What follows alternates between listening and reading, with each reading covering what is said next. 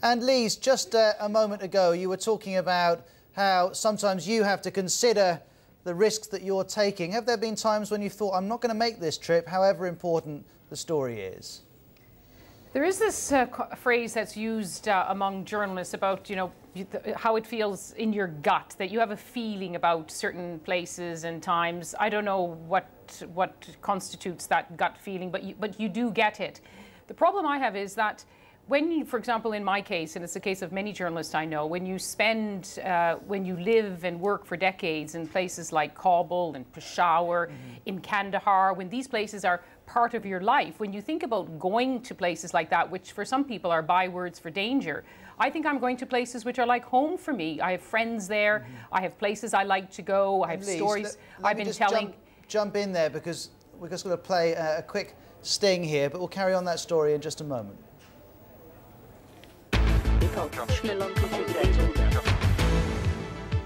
Hi, Ros Atkins, thanks for joining me here on World Have Your Say. We're talking about the future of war reporting with Christopher Dickey from Newsweek magazine, a gentleman called Danny, a British Syrian who many of you will know from the videos he uploaded from Homs. He's back in London and is live with us, and the BBC's Lise Doucette. And Lise, for the viewers who went away in that past minute, you were just talking about moments when you've actually thought perhaps this is too much of a risk. Well, a few months ago, the BBC said, well, why don't you try to go to a place which is a new stronghold of Al-Qaeda? And one of my intrepid colleagues said to me, well, let's go to the border area between Mali and Mauritania. Well, I've lived in West Africa for 5 years in the 80s. I know the area, but I haven't kept in contact with that part of the world as much as I have in other areas. And I just had a feeling that there's been so many gruesome kidnaps there, and so many of my colleagues who have been there recently told me, with alarm, they said, don't go there. And even though my colleague was saying, oh, we must go, it's a great story, I had this feeling, and I couldn't say what the feeling was based on. There was just this feeling in my gut that it just didn't feel right to go there. And I thought, well, I'll give it to another colleague to do, and maybe they'll come up with a great story, but so be it. And I always say this to people when I go to the field, and I don't know whether Chris will agree. I always say to them, listen, if it doesn't feel right, then you are a risk to yourself and you're a risk to your colleagues. And I have some colleagues who have actually had that feeling, which made them say, I'm not going anywhere anymore. I want to stop this life of trying to be in the front line of history. I want to do something else now. And that's great, because you should only do what you feel right about doing. Don't feel forced to go. Christopher, I can see you nodding. Well, I think that's exactly right. I mean, I think there are a lot of times when you feel it just isn't worth the risk. A lot of it has to do with what the story is specifically. Do people care? Are they ever going to care? I had friends, for instance, American friends who were killed in the war in Abkhazia. Who remembers that? Who remembers that they died there? I don't think anybody. Whereas I started out covering wars in Central America, war in El Salvador. It's not even a country most people know where it is anymore, but at the time it was the whole center of the Cold War confrontation between the United States and the Soviet Union. So I think there are times when you go to these places and you say, this story is so important, I'll take almost any risks in order to get this story out and find out what's really going on. And then you hear from Washington or London or elsewhere their version, and it makes you even more committed to saying what's going on, because their version is usually not very true, not very accurate. So I think all of that drives you. But finally, I would also just touch on something that Lise and I have talked about, which is that a lot of these places are less dangerous or feel less dangerous when you are in them than when you are hearing about them. Now, that's certainly not true of Homs, but it is true of places like Kabul, like Baghdad at some points. You start to feel at home in these places. And the people who are really frightened are your relatives and the people who love you, not you yourself, because you feel you know your way around. And you make reference to Homs there. Danny, you're just back from Homs. To all of us on the outside looking in, it looks absolutely terrifying there. What's it like to be there, to live there, to go to sleep there? Actually, to tell you the honest truth, I'm out of Homs for a week now. I've been a week out of Homs. Now looking inside, it doesn't look like there's much going on. It doesn't look that dangerous, but when you're in there and you see the snipers and you hear the rockets landing, you can hear the whistle of the rockets, you can hear the snipers, the tanks moving and shooting, and it's not an easy situation, it's dangerous. The world doesn't know half what's going on in Homs. And for me, being Syrian and all my friends working there, it's different than a foreign journalist coming in. We're doing this because it's our own country. We're fighting for our own freedom. We've lost lots of family members, we've lost lots of friends. But for the foreign journalists coming in, well, they are brave and they are coming in to help for the humanity. And when they do come in and they do see what's going on in there, they're eyewitnesses for what's going on. But Danny, I'm fascinated by this point. You're saying as you watch the mainstream media, like us here at the BBC, it doesn't look as bad as it was when you were there. But I've watched your videos and it looks absolutely horrific. So perhaps something we're seeing here, Lise, is that is the media, the mainstream media, offering a slightly sanitized version compared with what Danny and others are putting onto YouTube?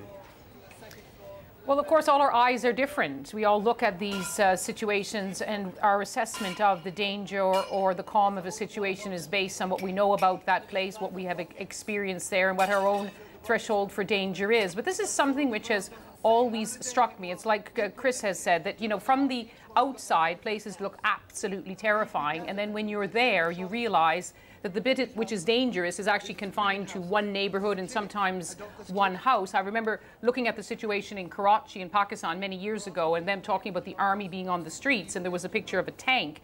Well, there was only one street where the tank was on. Now, Karachi is a very, very dangerous city now, but I think it emphasizes yet again that at a time where it's very important that we know as much as we can about these situations, that trying to see it from all sides and from different points of view to help us form a complete perspective is ever more important. So we go back to where we started, is that we need citizen journalists who know the country, know the language, have that sort of real sense of place in those places. But we also need foreign journalists who have also know the heat and dust of these places and can provide some context to try to give us as full a picture as possible. Lise, thank you very much indeed. I can see Abigail's just posted at facebook.com/World Have Your Say. I have very mixed feelings about war reporting, she writes. There's an element of ego involved, but I do appreciate understanding what's going on. Well, we'll give Lise and the other guests a chance to respond to that in a moment. Dan in Tokyo says, nothing can provide us with such independent information as truly independent journalists, which echoes what Christopher was saying from Paris. Now, in November 2010, Marie Colvin gave a speech in London on the importance of war reporting. This is a little of what she said. Many of you here must have asked yourselves, or be asking yourselves now, is it worth the cost in lives, heartbreak, loss? Can we really make a difference? I faced that question when I was injured. In fact, one paper ran a headline saying, has Marie Colvin gone too far this time? My answer then and now was that it is worth it. And Lise and Christopher, I did read a number of articles which picked up on that line and reflected on now the fact that she's gone, whether it really was worth it. Lise, you were a friend of hers. Does it feel like it? Well, it certainly didn't feel worth it to lose Marie. All of us are gutted by losing such a great woman, a great fellow traveller, a fantastic correspondent, really the bravest of the brave in our generation. But these comments are made in retrospect. It's about life, really. None of us know when we walk out the door what's going to happen. It's all about assessing the risk. And as Chris mentioned earlier, that for Marie, who had 30 years of very dangerous reporting on the front lines, she was nervous about this one. And many of her friends said to her, you know, don't go. Another of our colleagues, Lindsay Hilsum, had an exchange with Marie in which she said, it wasn't my smartest move, and that's, you know, Marie's sort of self-deprecating way, not my smartest move, but what I see here, she says, is so anger-making. This is the worst that we have seen. Now, that speech that you've just read an excerpt of Marie, she also said there is a difference between bravery and bravado, which sort of runs us into the comment we had on Facebook about the ego of journalists. I think the best of foreign correspondents don't make themselves the story, and that was certainly Marie, Remi Ochlik, the kind of Anthony Shadid, some of the greats who have died, you know, Tim Hetherington, a lot of the people who've lost their life over the past year would never regard themselves as the story, and I don't see them as being driven by ego. And I should clarify, I actually don't describe myself as a war correspondent, so maybe I'm here on false pretenses. I think all of us go not looking for war, but we go to cover the stories of our time, and sadly, a lot of them do have to do with war and conflict. Christopher, talk to us about ego, because a number of our viewers are suggesting that war correspondents have big egos. Well, I don't know. I don't think our egos are any bigger than any other journalist. Maybe it's a curse of the trade of journalism. I don't think it's a curse of the trade of war correspondence. I think that, in fact, Lee's put it exactly right. We start out as foreign correspondents trying to cover major issues that are touched by the policies of our own governments, trying to figure out what's really going on the ground. Sometimes you can do that by going to restaurants and talking to diplomats, but a lot of the time you can only do that if you get into the middle of the action and report firsthand what other people are not able or willing to see. Now, is that a matter of ego? I don't think so. I think that's a matter of doing your job. Well, that's the job that we have to do. Those of you who have suggested that ego comes into it, if you've just seen Christopher respond to your points, do go back to facebook.com/worldhaveyoursay to let him know what you make of his response. Thanks to Lise, Danny and Christopher for their contributions. Remember, you can send yours as well, worldhaveyoursay@bbc.com. We're going to pause for a couple of minutes and then we'll come back and continue to talk about the future of war reporting.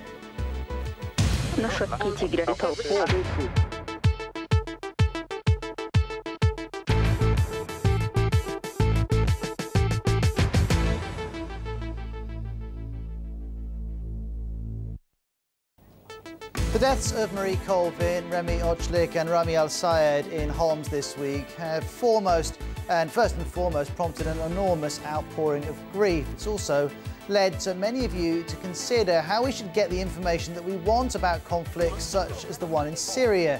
Do you feel that we still need the likes of Marie Colvin to go into a foreign country and bear witness, as she used to say? Or did Ramy Al-Sayed, with his hundreds of videos on YouTube, point to the future of war reporting and to a new group of people who are under threat as well? Wherever you're watching, we're live. You're very welcome to take part.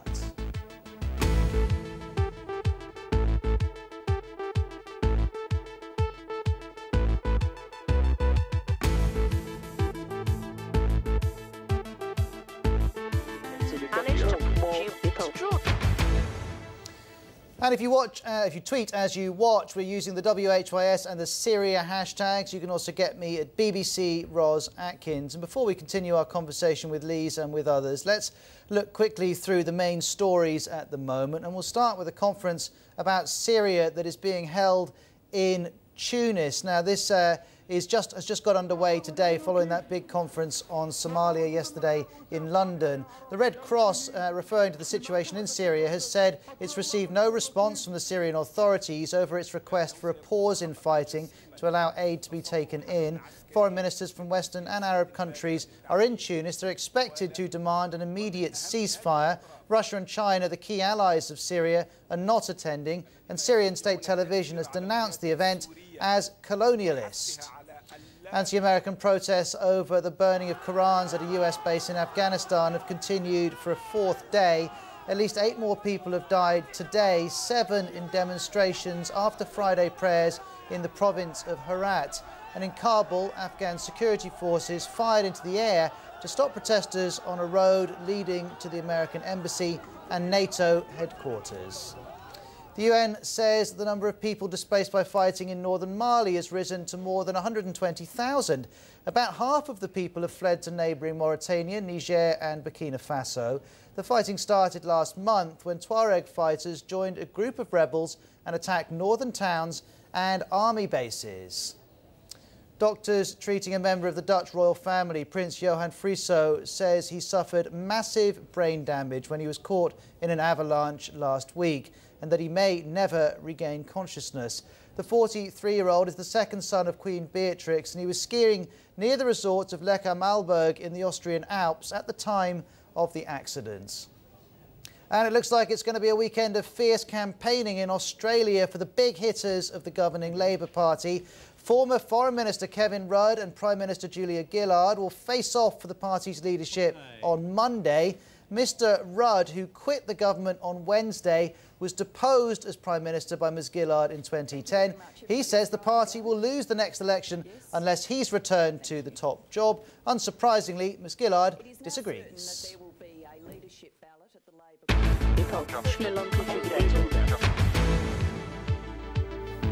Well, let me introduce you to our three guests for the beginning of this half hour. The BBC's Lise Doucette needs no introduction. She's a presenter and a correspondent here on BBC World News. Robert McGee is a BBC cameraman, and I know that Robert and Lise have worked together many times. And still live with us from Paris is Christopher Dickey, the Middle East editor for Newsweek. Now, all three of you, before I bring you in, let's cross to the World Have Your Say newsroom, where Nuala McGovern is with the team taking all the calls that are coming in. Nuala, give us an idea of what people are saying.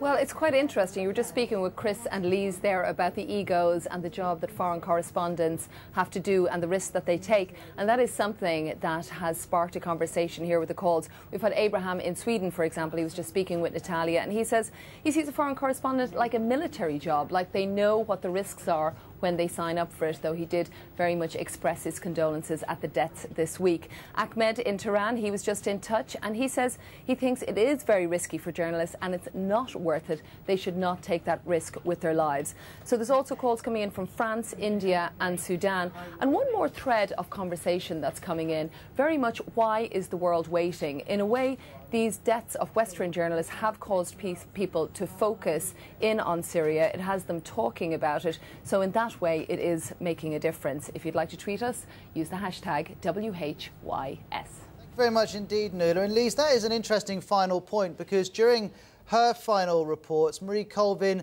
said repeatedly that people here in Homs can't understand why the world's not coming to help. She didn't explicitly say she thought the world should come in, but certainly she advanced the case of people who make that argument. How do you balance that, not getting involved in a debate when you know your reports are probably influencing it? Well, the best way to get the best possible approximation of some kind of truth is to visit all parts of Syria, and the way the Syrian government has been restricting access to foreign journalists hasn't helped us in our efforts to try to cover all sides of the story, because of course if we interviewed Syrian government officials, they would give us a totally different perspective.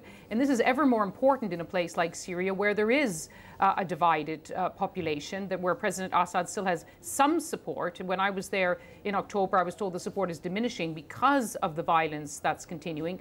But certainly we should make the effort to talk to as many people as possible. That is classic, old-fashioned journalist. And it's interesting when you mentioned Marie, because she didn't call on the world to come in aid of Syria. And she quoted all the people that she was meeting, every single Syrian she met, in what she called, including where she was, which was she described as the widow's basement, people sheltering against this barrage of shelling from Syrian government forces, said that they felt abandoned, felt they were just being left there to die. And it's interesting, and Chris may have a comment on this, is that people are starting to make comparisons with what happened with the shelling of Syria, with the Balkans War, which went on for years before the international community intervened.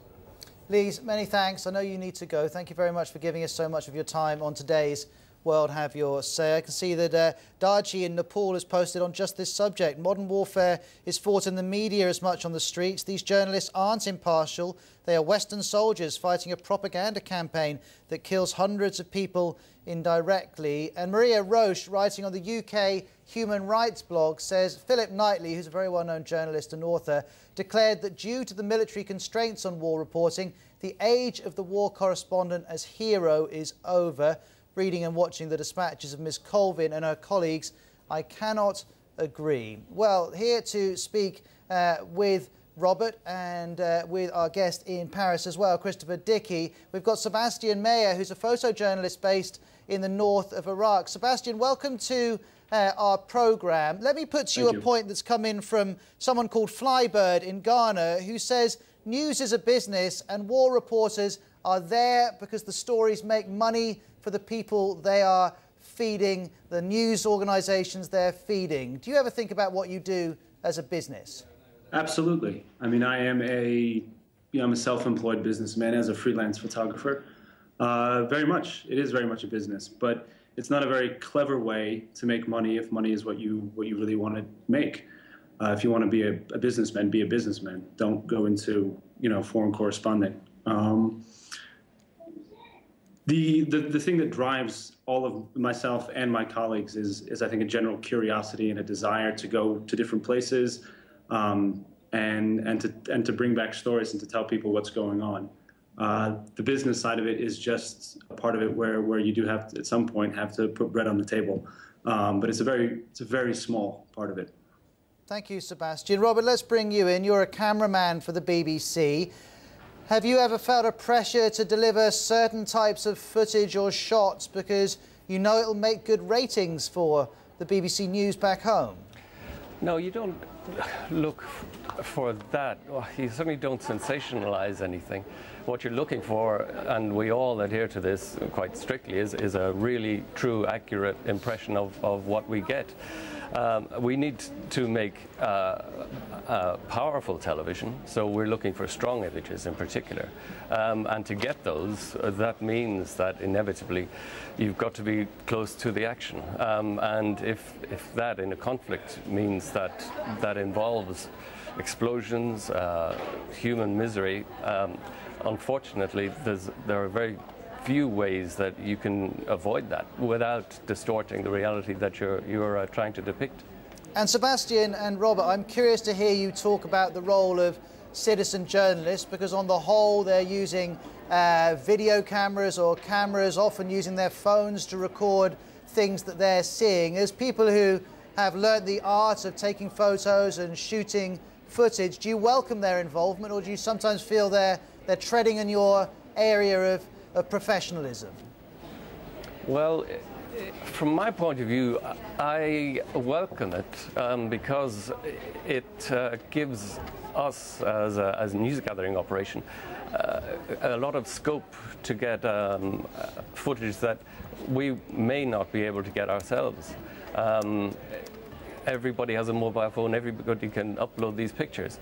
My concerns about them is making sure that they are authenticated correctly, and that they haven't come from a source which has a particular editorial point to prove, and that if we do, whenever they are used, they're justified and flagged as such. Sebastian? Sebastian, can you hear us? That's a shame. It looks like his Skype line has dropped off. That's a shame. Let's bring in Ramy Al-Sayed, an Egyptian film director who, during the Egyptian Revolution last year, uploaded lots of footage onto YouTube. Ramy, give us your view of the increased role of the amateur filmmaker in the news process. Well, I think all the Egyptians now turn to be not amateurs, are just professionals by using their phones and sending all the footage on YouTube for everything happens, but only for the phone. But the problem is when we hold the camera, which looks professional, sometimes people get paranoid from it, asking where you're from, are you from the Egyptian media, are you from business, and that's the problem that we face in. But if we're holding just a camera, no problem. Okay, and as you were speaking, Mazen, we've reconnected with Sebastian in northern Iraq, which is excellent news. Sebastian, I was asking you whether you feel irritated, threatened, I don't know what the right word is, by the increased use of amateur video footage and amateur pictures. Not at all. One of the things I do in Iraq is I'm training Iraqi photojournalists.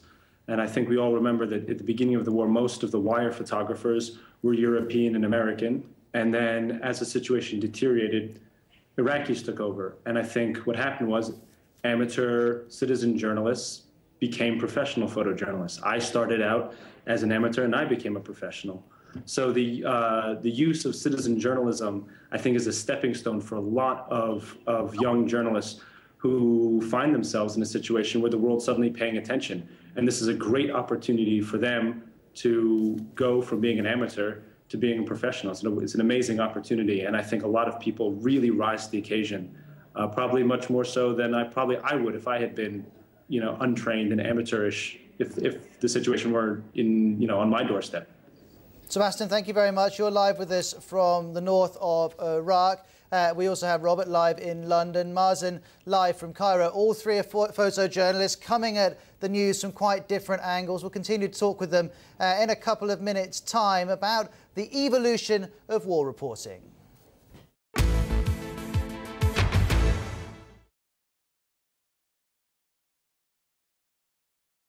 Hi, I'm Ros Atkins. Thank you very much for joining me on World Have Your Say as we discuss the future of war reporting. Our three guests at the moment are Christopher Dickey of Newsweek. He's live from Paris. Ramy Al-Sayed is a citizen journalist in Cairo, also a filmmaker. Thanks to him for joining us. And Robert McGee, a BBC cameraman of over 20 years who's filmed for us in many dangerous situations. Let me read all of you some of the messages that are coming in. James in Canada says, reporters don't belong anywhere near the front line unless they're prepared to die.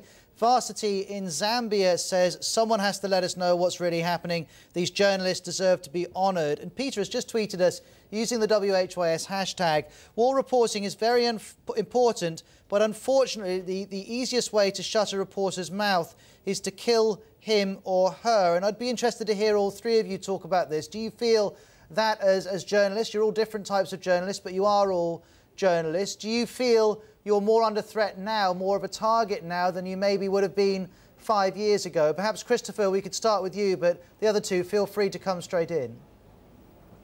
Well, I think maybe a little bit more under threat now than we were, say, 5, 10, or 20 or 25 years ago.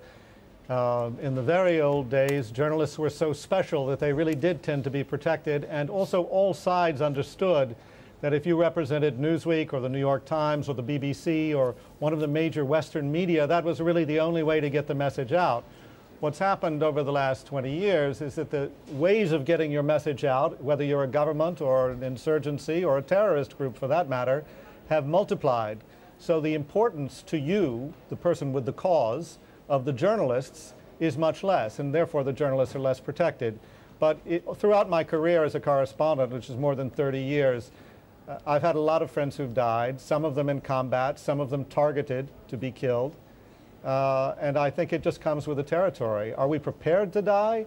Look, my son is a soldier. He's not prepared to die, but he knows it's part of the job.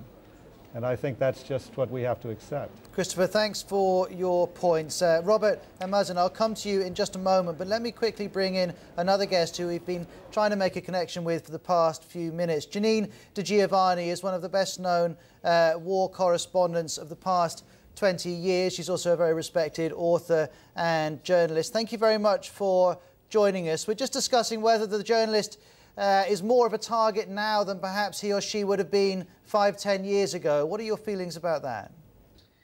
I do think it's getting more dangerous, although I was recently back in Sarajevo, which to me I think was absolutely one of the most dangerous wars for journalists to cover.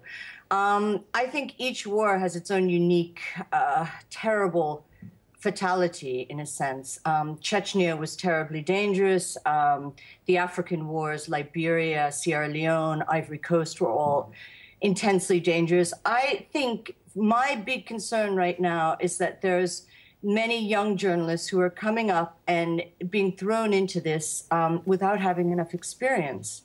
Marie Colvin was a hugely experienced journalist who really knew what she was doing, and she was caught in a terrible situation. I'm very concerned that the kind of thrill of war reporting that some younger correspondents will believe it to be will more or less bring on more accidents, more danger. This is what really worries me, and that's why I'm very concerned about citizen journalism and photographers taking pictures with iPhones and video cameras. To me, it's a worry. Robert, I can see you nodding.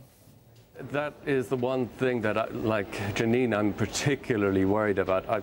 You see these young kids, effectively, show up in these places at the compound at Bab al-Azizia in Tripoli, when the day it fell, with no kit, nobody with them, totally unprepared, and working in the most dangerous situations with absolutely, you know, great intentions, but absolutely no preparation or no clue. It's really quite scary in a world where the lines have blurred as well since the inception of embedding, where you get a partial view. It's obviously quite controversial, but it's blurred the lines for the perception of journalists as being impartial.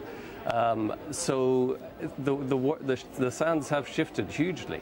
And it is a great, great concern to me that these young people starting off are getting into a field that they know so little about. It's really quite scary. There are so many more issues to talk about, but we are out of time on this edition of World Have Your Say. Robert, thanks to you. Christopher in Paris, Janine in Paris too. Thank you very much. Mazen in Cairo and Sebastian in the north of Iraq. We very much appreciate your contributions. Lots more messages coming in I don't have time to read. Do go to facebook.com/World Have Your Say to read them. I'll speak to you very soon. Goodbye. Na szybki tygretopu.